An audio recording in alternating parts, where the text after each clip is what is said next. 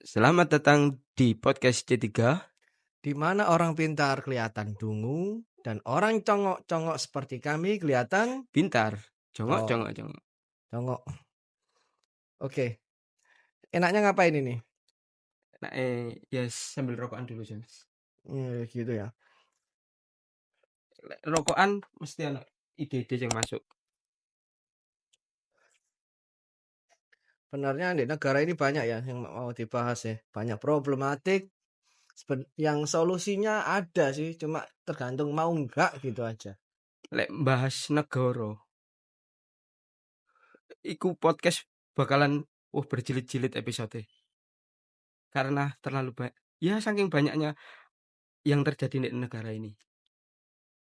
Ya, Kayak memang sih negara luas kok. Apalagi Indonesia kan negara yang mul- sangat kaya. multi etnis, multi agama. Gitu kalau enaknya gini, bahas yang lagi tren. Apa kita bahas tentang demonya mahasiswa RUU TNI? Gimana menurut kamu, Mr. Z? RUU TNI. Kemarin banyak demo di kota-kota besar di Indonesia. Nggak cuma kota besar sih. Di kota-kota kabupaten-kabupaten kecil pun mahasiswa turun ke jalan memprotes pengesahan RUU TNI.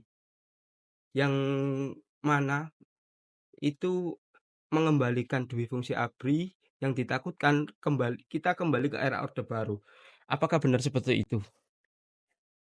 Ya, kita lihat dulu ya di pemerintahan kita saat ini. Sebenarnya sebelum undang-undang ini disahkan pun kata due fungsi itu tidak bisa dihilangkan semerta-merta. Kenapa? Karena ada banyak jenderal-jenderal atau Panglima TNI yang menjabat di sektor publik, terlebih lagi di sipil yang tidak ada kaitannya dengan Militer. ketahanan dan keamanan negara.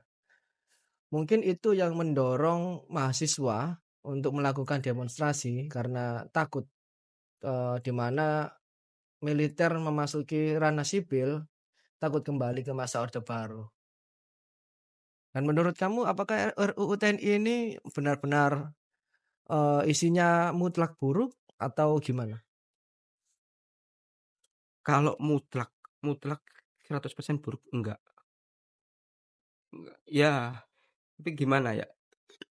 Tapi penerapan undang-undang di Indonesia ini kan banyak kecenderungan apa Negatif, penafsiran tidak di pas, mana ya tidak pas. tidak tepat sasaran. Ha-ha. Seperti UU ITE pun sekarang banyak dijadikan seperti pasal karet. Memang Hmm, ketidak tepat sasaran di negara kita itu suatu masalah yang rumit ya. Karena memang mayoritas orang kita itu jujur aja dungu. Mereka tidak bisa mengerti sepenuhnya si. dan melaksanakan dengan baik. Kok langsung to the point gitu, Mas? Gimana? Kan saya Mr. J ini terkenal dengan lambe nyinyir. Kalau Ah, boleh tahu J itu apa J? Jancuk. Oke, kalau menurut saya isinya RUU TNI ini nggak akan kita bahas ya. Itu biar para ahli-ahli aja. Kita sih ahlinya ahli-ahli omong aja lah. Karena kan congok kita ya. Ya, Tapi di sini yang akan kita soroti apakah ada kecenderungan negatif tentang RUU TNI ini. Menurut kamu gimana? Apakah ada kecenderungan negatif? kalau dilihat dari pengalaman ke belakang, yang saya takutkan sih ada.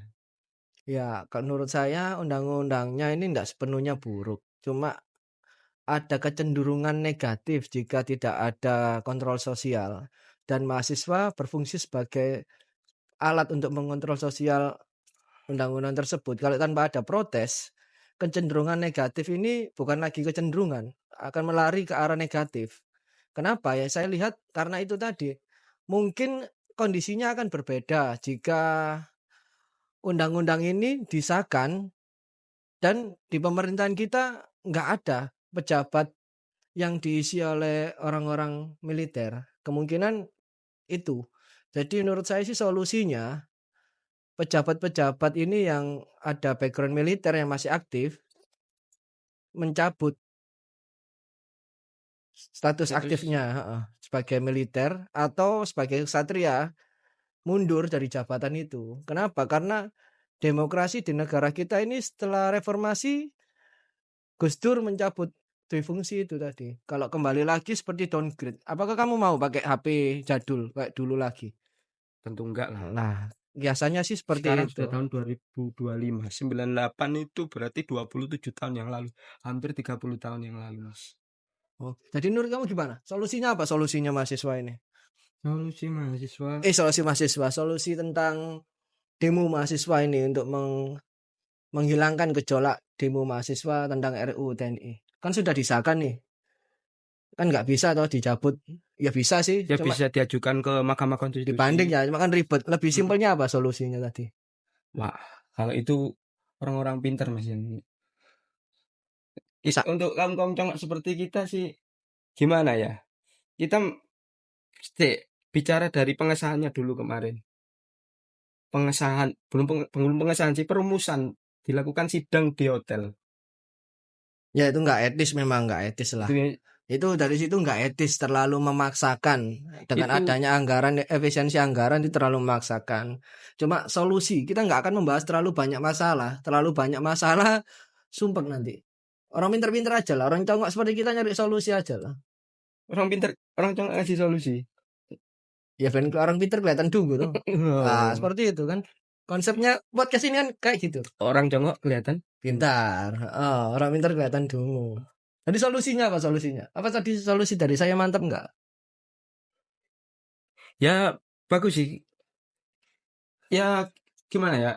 Ya setuju sih kalau apa seorang Panglima TNI mau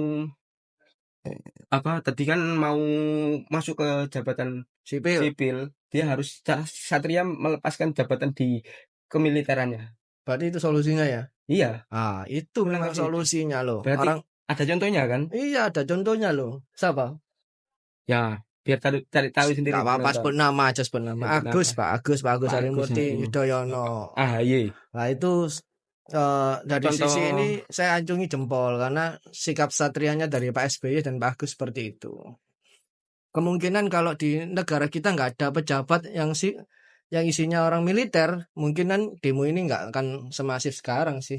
Mungkin ada lah demo-demo, kita kan nggak akan bisa menghapus kontra. Pro kontra itu pasti ada, cuma nggak akan semasif ini. Dan pemerintahan kita terlihat bijak, sehingga karena kebijaksanaan itu mungkin akan menambah legitimasi di pemerintahan kita. Jadi solusi dari orang congok seperti kita apa tadi?